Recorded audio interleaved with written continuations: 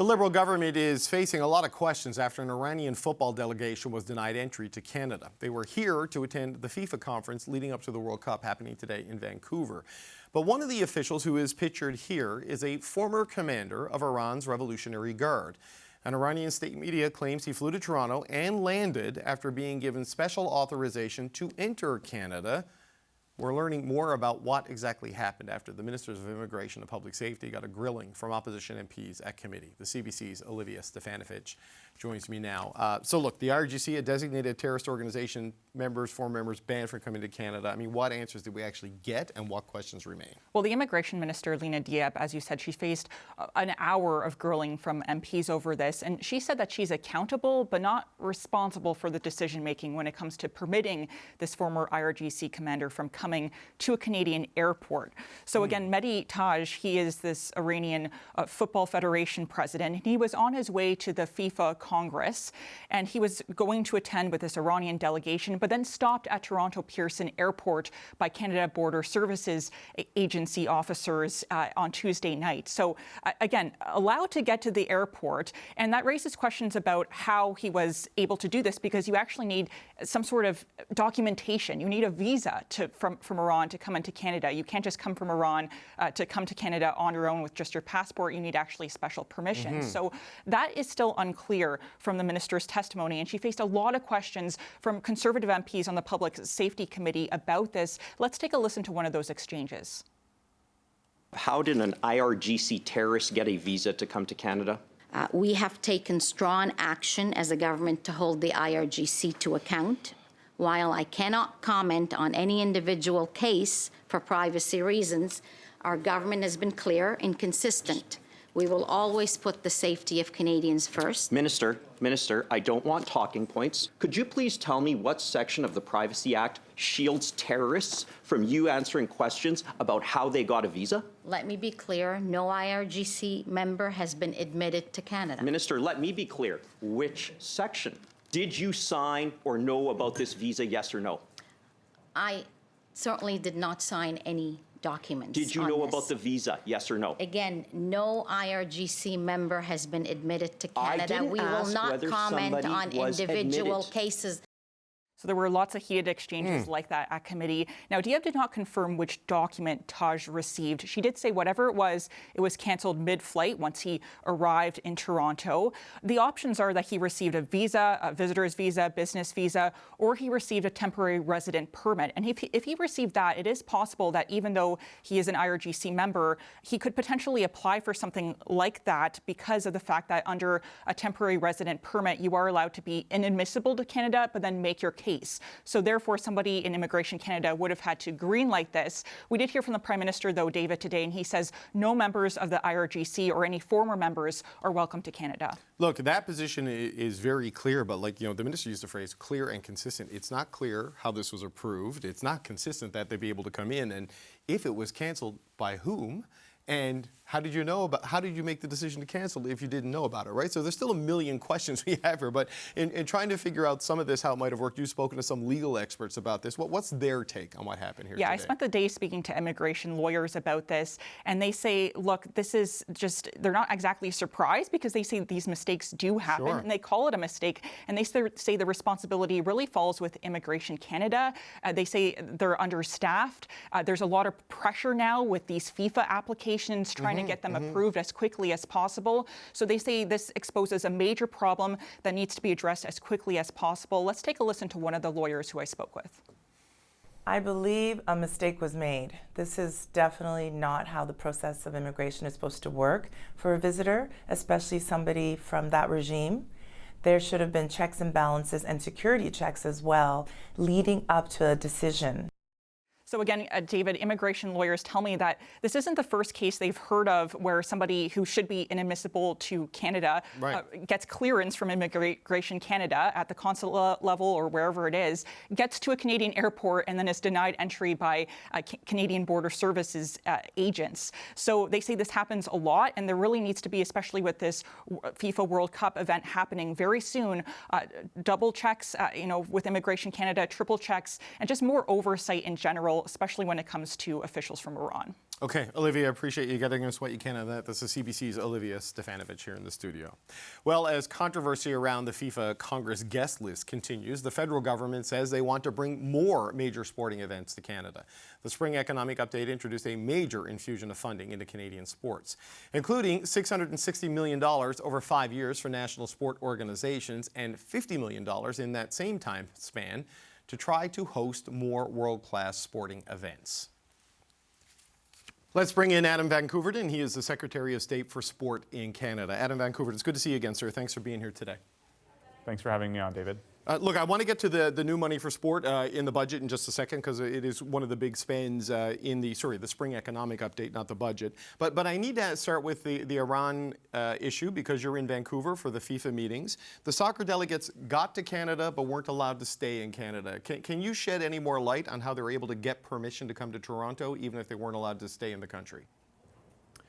Thank you for the question, David. Yes, I won't comment on very, very specific cases, but I will say that members of the IRGC are inadmissible to Canada. Iran is a state sponsor of terrorism around the world, and we are grateful for the officials ensuring that the individual was sent home. But we've been speaking to some immigration lawyers to get some understanding on the process, because, you know, it is a bit foreign to most of us. And we've been told that you cannot even get on a plane from a country like Iran to land in Toronto, where they return back, without getting some sort of a stamp on a passport that gives you permission. Can you explain how that happened? They were given a yes to fly to Canada before they were given a no to officially enter and stay in Canada. Well, the FIFA Congress here in Vancouver, which I just came from, is one of the largest gatherings of multinational type in the world. They have more members than the United Nations, and they hold their AGM in various countries around the world. Canada is grateful for the opportunity to be able to host. I strongly believe that this type of diplomacy, whether you're meeting to talk about sport, business, or foreign affairs, is important. And Canada is the best sport hosting nation in the world, and we are also glad to be able to play host to the FIFA Congress. But like I said, members of the IRGC are inadmissible to Canada, and Iran being a state sponsor of terrorism, this gentleman was sent home. Right, but there are provisions through things like TRP where you can apply even as an inadmissible person for temporary access to Canada. And that's what Iranian state media is saying, and I appreciate taking the word of this regime is challenging. But clearly, there was some sort of permission given to get them to Toronto, and knowing you were going to be hosting this, I would assume you would have been in on conversations on how to navigate issues similar to this. So, I mean, what can you offer by way of an explanation of how it kind of got to this point where an IRGC former member made it to Pearson? Well, once again, I will say that I'm grateful for our frontline workers, for everybody that works at airports, for the CBSA that took the correct action and ensured that this individual was sent back to Iran. Okay, so you don't know what happened before they were stopped from officially coming in, or you won't say what happened before they officially came in? I'm not the Minister of Public Safety or the Minister of Immigration. I am working with FIFA to ensure that they have quorum at their Congress, and with 210 members, I'm glad to say they have quorum at their Congress, and they're voting right now on important issues impacting soccer development around the world. Okay, so events like this, not just the Congress, but obviously the sporting matches, the soccer matches that are going to come after this is the sort of thing you want more of in Canada. That's what the $50 million over 5 years was in the Spring Economic Update for.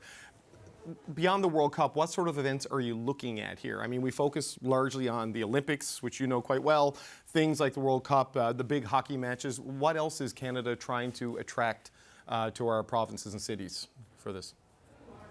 That's a really good question, and perhaps Canadians aren't as aware as they will be soon that Canada plays host to dozens of incredible international sport competitions every year.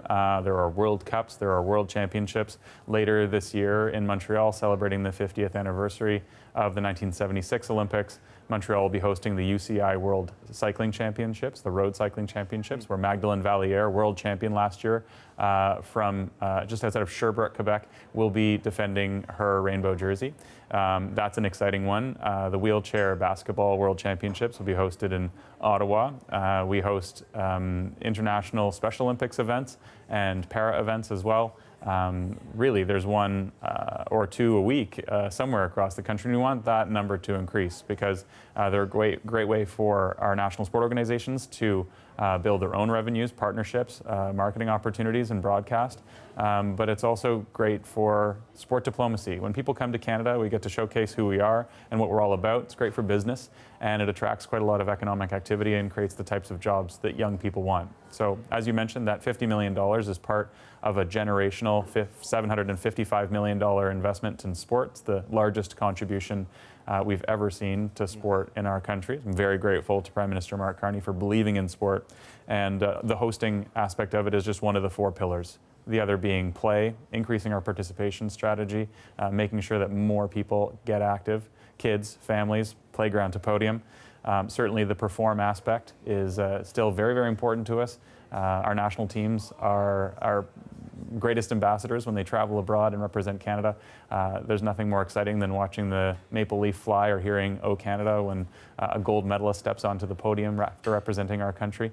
Right. But we're also focusing on protecting the sports system, taking into consideration all of the recommendations from the Future of Sport in Canada Commission and building the strongest sports system in the world. Okay, I want to talk about that in just a second, but you know, if you, as we're learning with FIFA, as we see with the Olympics, you know, it's a fraught geopolitical time, especially right now. If you're going to be going after these big global sporting events, you're inviting the world to come to Canada, and not every country in the world plays by the same rules. You know, as we're dealing with this controversy about the Iranian delegation not being allowed to attend the FIFA conference you're at. So how do you calibrate for that, Mr. van Koeverden? Because this will, you know, if your plan works, this will not be the last time. You know, you have to make a judgment on which country's representatives can come into this country. That's true, and that's an important part of this. We're talking about sport diplomacy and the opportunity to host for that soft diplomatic power approach to ensure that we can be an influential country and we continue to showcase what's great about Canada, but also have an opportunity to talk to people when they come, whether they're corporate leaders or international leaders, you know, elected people or business folks.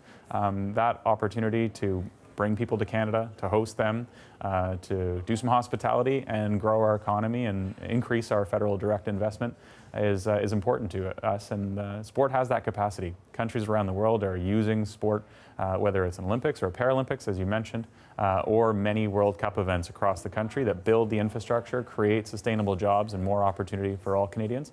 It's also just really fun to have a World Cup in your neighborhood. You know, I'm lucky enough to, in Milton, have the Velodrome, and we've hosted UCI Track World Cycling Championships and Cycling World Cups, and it's just amazing to see people from every country in the world come to our towns and cities to wear their colors. And it also, you know, home field advantage is great for Team Canada. We want to see them competing internationally right here in Canada as often as possible.